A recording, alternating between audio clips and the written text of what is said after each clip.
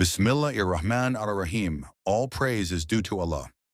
Today we are going to talk about a topic that is incredibly important, a topic that shakes the soul, and that is the moment of returning from sins. In life, all of us make mistakes, sometimes with our tongue, sometimes with our gaze, sometimes through hidden intentions in our hearts, and sometimes openly. But remember this, the question isn't whether we fall.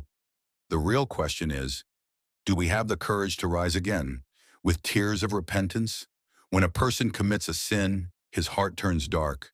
But when he bows down in shame before his Lord, that very heart begins to shine again.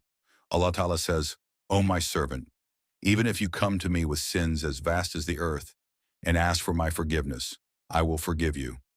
Subhanallah. Sometimes a person gets so entangled in sins that Shaitan whispers, "You've gone too far now.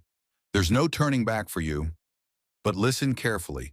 This is Shaitan's greatest deception, because Allah says, "My mercy is greater than all my creation."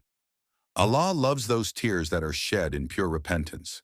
Those prostrations full of humility and shame are valued in the heavens.